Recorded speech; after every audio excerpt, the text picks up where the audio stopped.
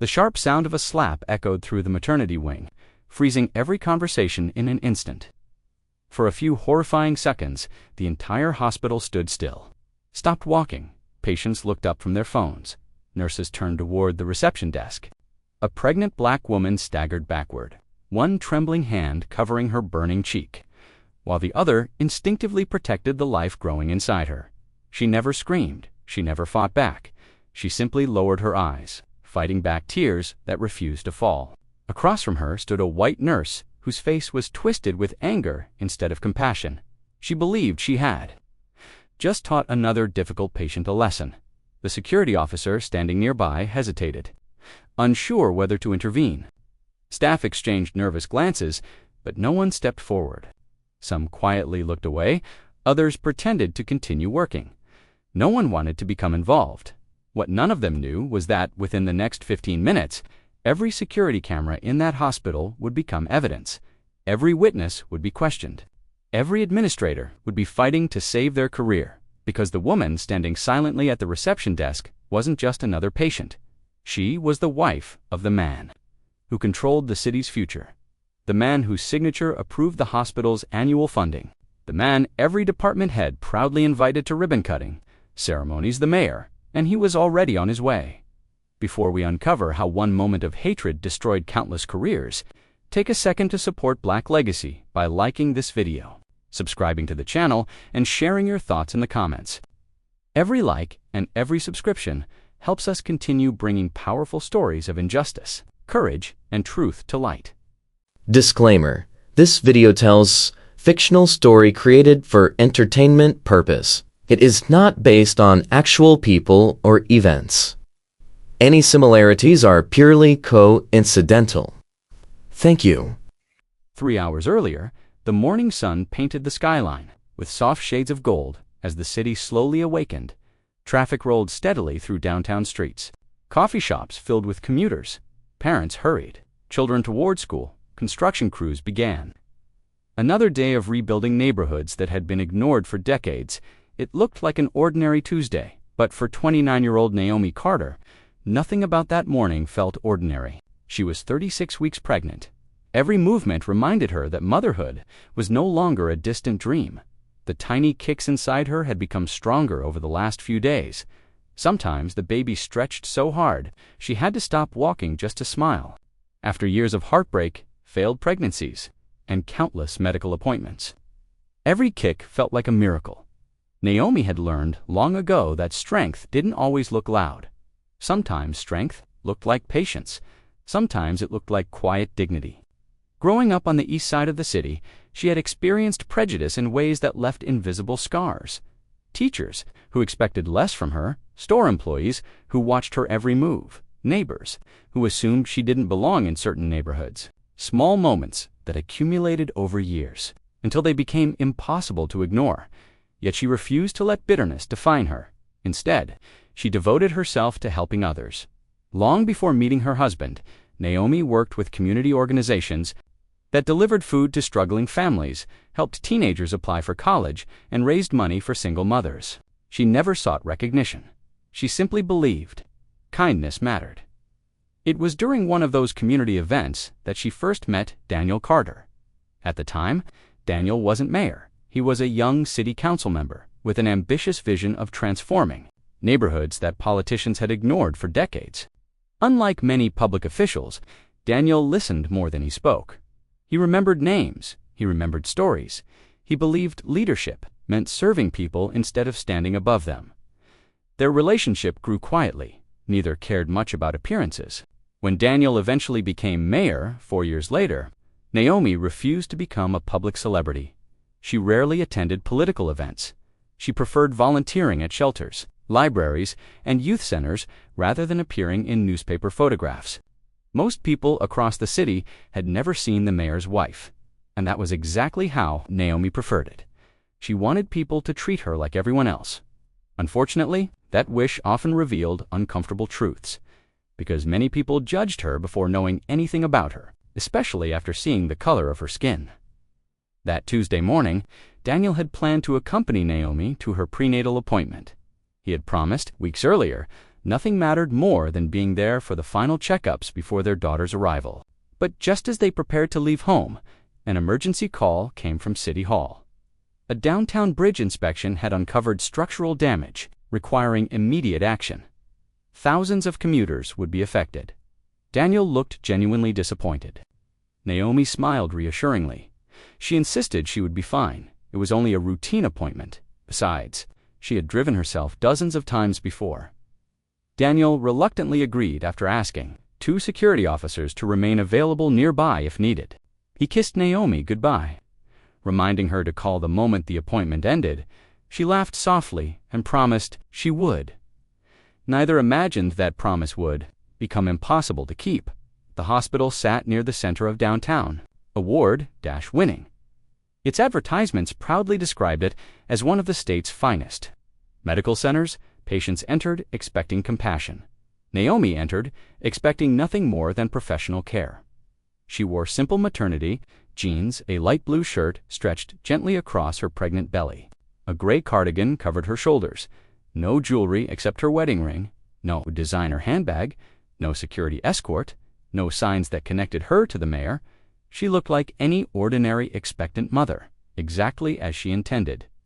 Inside, the maternity reception area buzzed with activity. Phones rang constantly, computer keyboards clicked, families waited anxiously, medical staff hurried through long hallways carrying charts and tablets. Naomi patiently joined the registration line. Ahead of her stood elderly couples, young parents, a woman holding a sleeping toddler. Everyone looked tired. Everyone simply wanted care. When her turn finally arrived, the receptionist barely looked up without making eye contact. She requested identification and insurance information. Naomi politely handed everything over. The receptionist typed for several seconds before her.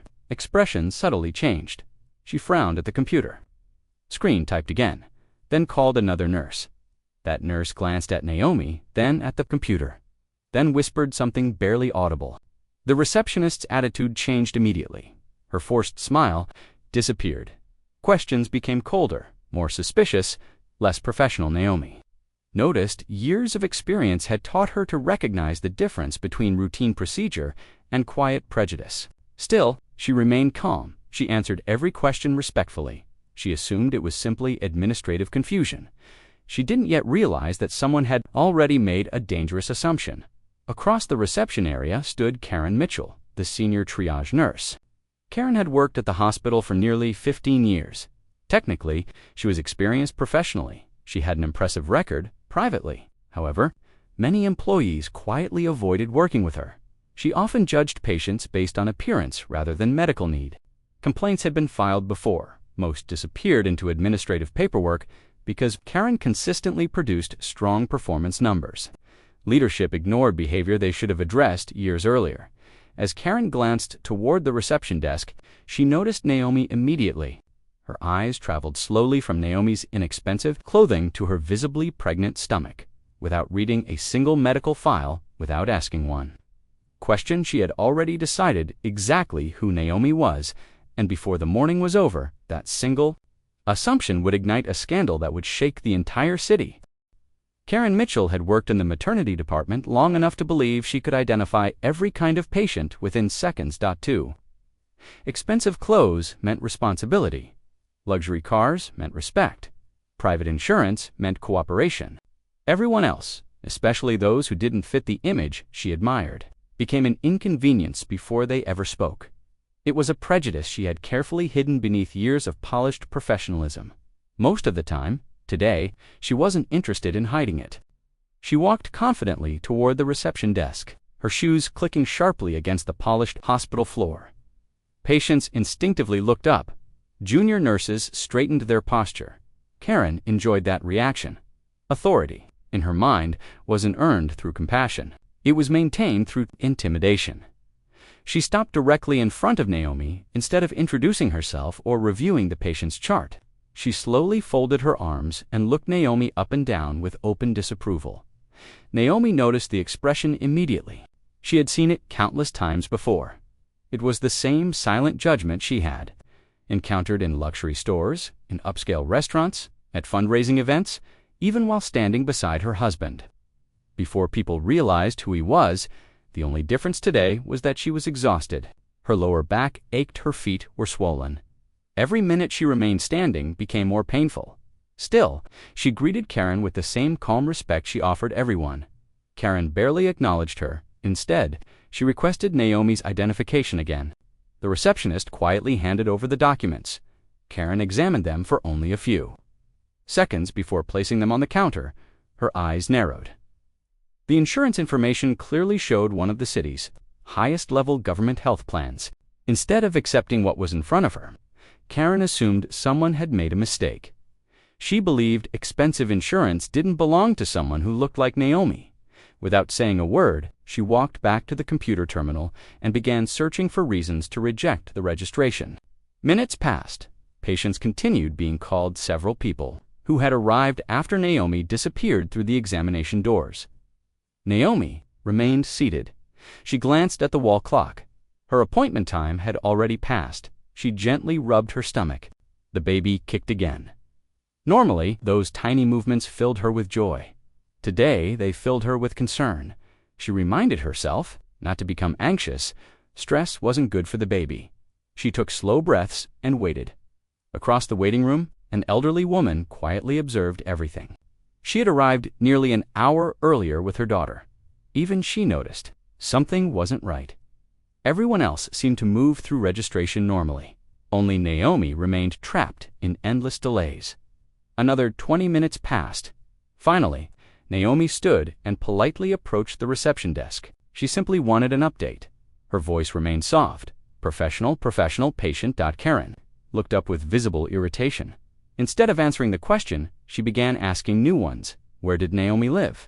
How long had she held her insurance? Who was paying for the policy? Was she absolutely certain the information belonged to her? The questions became increasingly personal, increasingly unnecessary. Other patients slowly turned toward the conversation. Naomi answered every question. Honestly, she explained that everything had already been verified during previous appointments. She had been receiving prenatal care at the same hospital for months. Karen acted as though she hadn't heard a single word. She insisted the records required additional verification. Naomi nodded politely and returned to her chair. But something had changed. The waiting room had begun watching. A young father holding a newborn frowned in confusion. A middle-aged couple exchanged uncomfortable glances. Even two junior nurses standing near the hallway seemed increasingly uneasy. One whispered quietly to the other. Both looked toward Karen. Neither dared interrupt. Inside the staff lounge, rumors about Karen's behavior weren't new. Several employees had privately discussed the way she treated. Certain patients' patterns had become impossible to ignore. White patients with identical insurance rarely experienced delays. Black patients often faced repeated questioning. Hispanic families frequently received colder treatment. Immigrant mothers were spoken to more harshly than everyone else. Nobody openly accused Karen of racism, but everyone noticed. Few had the courage to challenge someone with 15 years of seniority. Meanwhile, Naomi's discomfort continued growing. A sharp pain spread across her lower abdomen. Not severe, but unusual. She instinctively placed both hands over her belly. Her breathing became slower. She reminded herself to stay calm. The baby responded with another movement. Relief washed briefly across her face, then disappeared. She approached the desk once more. This time, she explained that she wasn't feeling well. She simply asked whether a nurse could quickly check her blood pressure while the paperwork continued. Karen didn't even stand. Instead, she leaned back in her chair with obvious annoyance. She glanced around the busy waiting room before speaking loudly enough for everyone nearby to hear. Her expression suggested Naomi was exaggerating. Several people lowered their eyes. In embarrassment, Naomi felt every stare. Humiliation spread across the room like a silent wave. Still, she refused to argue. Years beside, Daniel had taught her one important lesson. True dignity often meant remaining composed, while others lost theirs. She quietly returned to her seat across town. Mayor Daniel Carter finally finished the emergency infrastructure meeting. The bridge closure plan had been approved. Traffic announcements were already appearing across local news stations. As council members packed their briefcases, Daniel checked his phone. 3 missed reminders about Naomi's appointment. No new messages. Normally, she would have texted by now. A small feeling of concern settled into his mind. He called her no answer. He smiled to himself. Perhaps she was. Already with the doctor, he decided to drive to the hospital anyway. He wanted to surprise her with lunch afterward. He had no idea he was racing toward the worst day of both their lives back inside the hospital. Nearly another half hour passed. Naomi's face had become noticeably pale. Sweat formed along her forehead. An observant junior, nurse named Emily, noticed immediately. Emily had only worked there for 6 months. Unlike many employees, she still believed nursing was about protecting people. She quietly approached Naomi without asking permission from Karen. She gently checked Naomi's pulse. It was elevated far higher than expected. Emily became concerned. She suggested bringing Naomi into triage immediately. Before Naomi could respond, Karen appeared. Her expression hardened. In front of staff and patients alike, she ordered Emily back to her assigned station. Emily hesitated. She looked toward Naomi, then back toward Karen. Experience told her obeying was easier. Her conscience told her something else. Reluctantly, she stepped away. Naomi offered Emily a grateful smile, silently thanking her for trying. Karen interpreted that smile as defiance. Something inside her snapped. She marched directly toward Naomi. Every step echoed across the suddenly quiet waiting room. Everyone sensed something was about to happen. Karen accused Naomi of attempting to manipulate hospital staff. She implied Naomi believed the rules didn't apply to her. Her voice grew louder with every sentence. The reception area became completely silent. Even telephones seemed quieter. Naomi finally lifted her head. For the first time that morning, emotion appeared across her face. Not anger, not fear, only disappointment. She calmly explained that she wasn't asking for special treatment. She only wanted the medical care every expectant mother deserved. Those simple words somehow made Karen even angrier. Several staff members exchanged alarmed looks. The hospital security officer shifted uneasily near the entrance. He sensed the situation escalating, yet he remained frozen. Karen suddenly stepped closer, far closer than necessary. Their faces were now only inches apart. Naomi instinctively took one careful step backward to protect her unborn child. Karen interpreted the movement as disrespect. Without warning, she shoved Naomi hard in the shoulder. Gasps erupted throughout the waiting room. Naomi stumbled. One hand caught the edge of the reception counter, the other wrapped protectively around her. The stomach, a clipboard, crashed onto the floor. Emily covered her mouth in horror. The elderly woman who had been watching since morning stood from her chair. Someone whispered that security needed to intervene.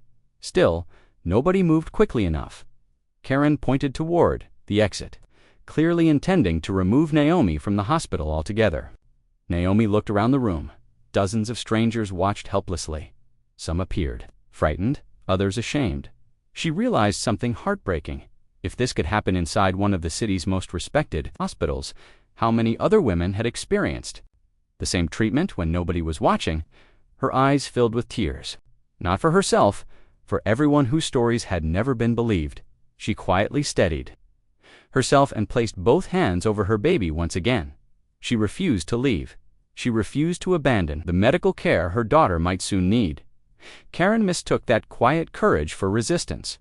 Her face turned red with fury. She raised her hand. The waiting room collectively held its breath, and before anyone could stop her, Karen's open palm struck Naomi across the face with a crack that echoed through the entire maternity wing.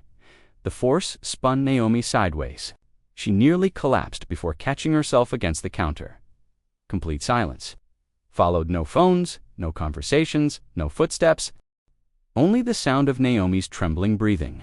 And at that exact moment, the automatic doors at the hospital entrance slowly opened. A black SUV had just pulled into the emergency entrance. Mayor Daniel Carter had arrived. The sound of the slap still lingered in the air when the automatic glass doors slid open. No one noticed the man walking into the maternity wing at first. The waiting room remained frozen. Every eye stayed fixed on Naomi. She stood motionless. One trembling hand pressed against her reddened cheek, while the other cradled her unborn daughter. Her breathing had become shallow, not because of fear, because she was trying with every ounce of strength to remain calm for her baby. Across the room, Karen slowly lowered her hand. The anger on her face quickly faded, replaced by uneasy confusion. For the first time that morning, she realized the room wasn't looking at Naomi anymore. Everyone was staring past her. Toward the entrance, Mayor Daniel Carter walked through the hallway carrying a small bouquet of white lilies. He had stopped by a neighborhood florist after leaving City Hall. Naomi loved fresh flowers. He wanted to surprise her after the appointment.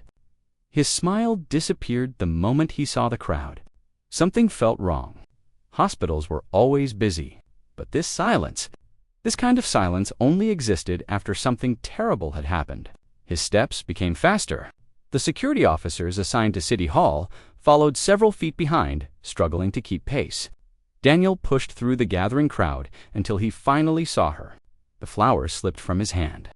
White lilies scattered across the polished floor. His wife stood before him with tears in her eyes.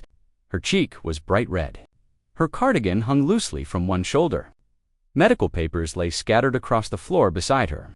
For a brief second, the entire world seemed to stop. Daniel wasn't thinking like a mayor.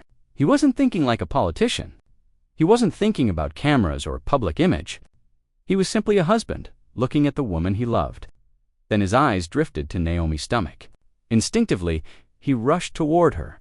His first concern wasn't who had hurt her. It was whether their baby was safe. He gently held Naomi's shoulders. She tried to reassure him with a faint smile, but her body betrayed the truth. She was shaking. Daniel noticed immediately. He quietly asked if she was injured. Naomi didn't answer. Instead, she looked toward Karen. Daniel slowly followed her gaze. Karen suddenly felt every ounce of confidence disappear. The confident nurse who had dominated the waiting room only moments earlier now looked completely speechless. Recognition slowly spread across the faces of hospital employees. One receptionist gasped. Another nurse covered her mouth. The security officer near the entrance looked from Daniel to Naomi several times before realizing exactly what had happened.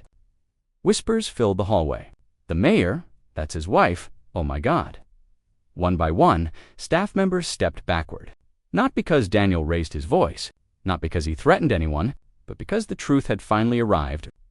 Daniel calmly removed his suit jacket and placed it around Naomi's shoulders. His movements were gentle, protective. He carefully examined the side of her face. The swelling was already visible. His expression remained composed. Those who knew him best understood exactly what that meant. When Daniel Carter became quiet, he became dangerous. Not through violence, through accountability. He slowly turned toward the nearest security officer. Without raising his voice, he instructed that no employee leave the maternity department until hospital administration arrived. The officer hesitated. Daniel simply displayed his city identification. Within seconds, every hospital security supervisor was being contacted. Karen attempted to speak. She claimed there had been a misunderstanding. No one listened. Not anymore. The elderly woman who had watched everything unfold finally stepped forward. With remarkable courage, she described every delay, every unnecessary question, every insult, every shove. Another patient confirmed her account. Then another. Then another. Within minutes, nearly a dozen witnesses independently described the exact same sequence of events. No stories conflicted. Every version pointed to Karen. Emily, the young nurse, stood silently near the hallway. She had spent months questioning whether she should report Karen's behavior. Now she understood why her conscience had never allowed her to ignore it. She walked toward Daniel. Her hands trembled. She explained that Naomi had requested medical attention nearly an hour earlier. She admitted she had tried to help.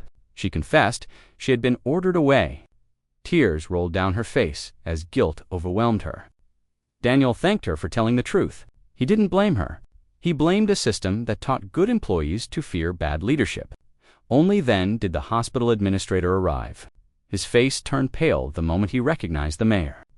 Before he could begin apologizing, Daniel quietly asked a single question. "Has my wife received the medical care she requested?"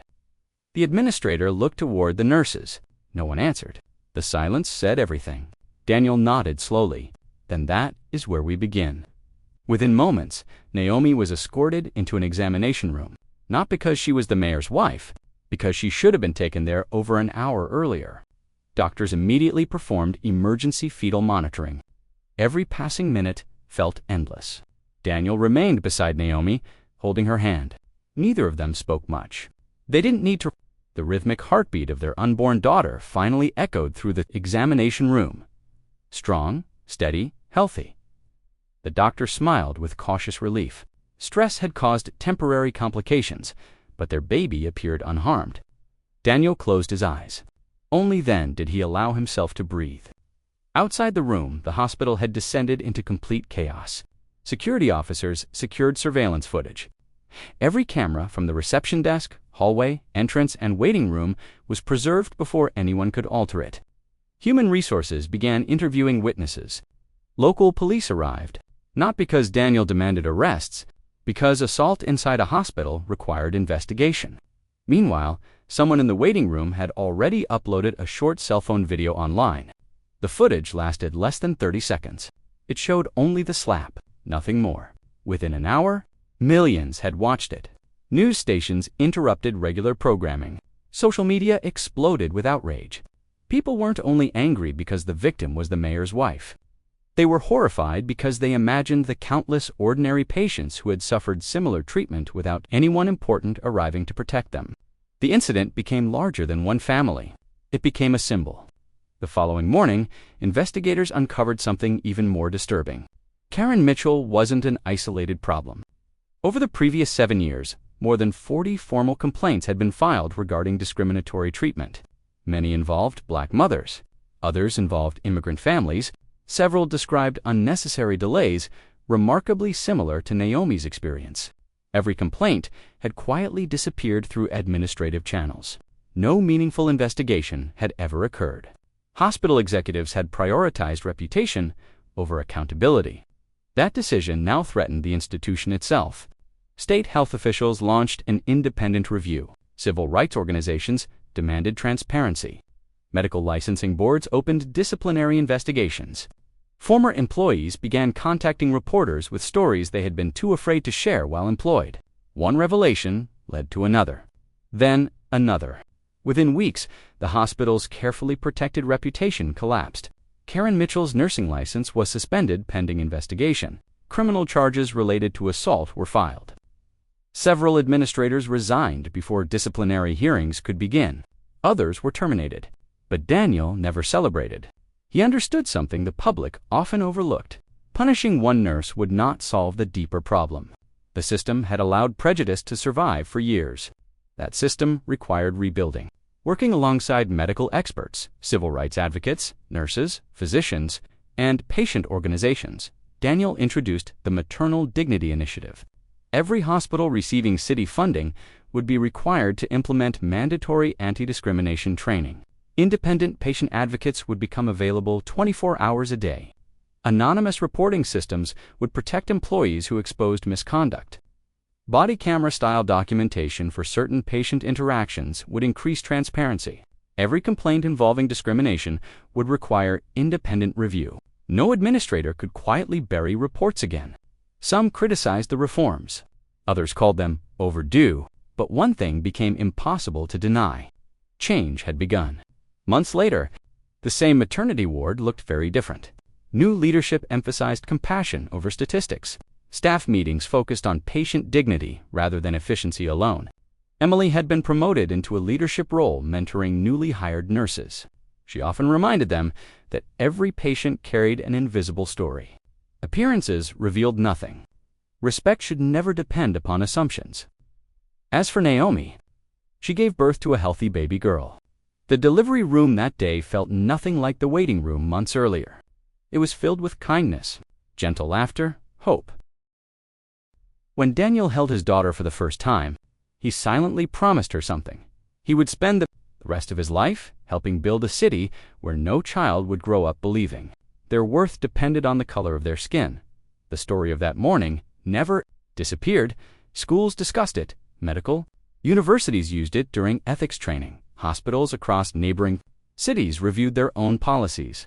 Not because the victim had been married to the mayor, because people finally understood the real lesson. If racism could flourish inside a place dedicated to healing, could exist anywhere. And if ordinary people stayed silent, it would continue But courage spreads too.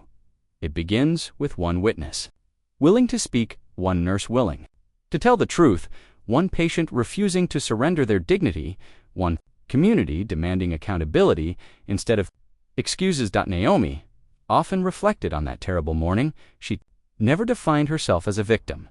Instead, she chose to become an advocate for mothers who felt unseen. She visited hospitals, she met expecting parents, she listened to stories no one else had time to hear again and again. Women thanked her, not because she had married the mayor, because she had reminded them that every human being deserves compassion, regardless of race, appearance, or social status. Hatred had tried to humiliate one woman. Instead, it exposed an entire system. Justice did not erase the pain, but it ensured that pain created lasting change, and sometimes that is how history moves forward. One act of courage at a time. If this story touched your heart, don't forget to like this video. Share it with someone who believes in justice. And leave a comment telling us what you would have done if you had witnessed that moment in the hospital. And if you're new here, subscribe to Black Legacy and turn on the notification bell so you never miss another powerful story of courage, resilience, and the fight against injustice.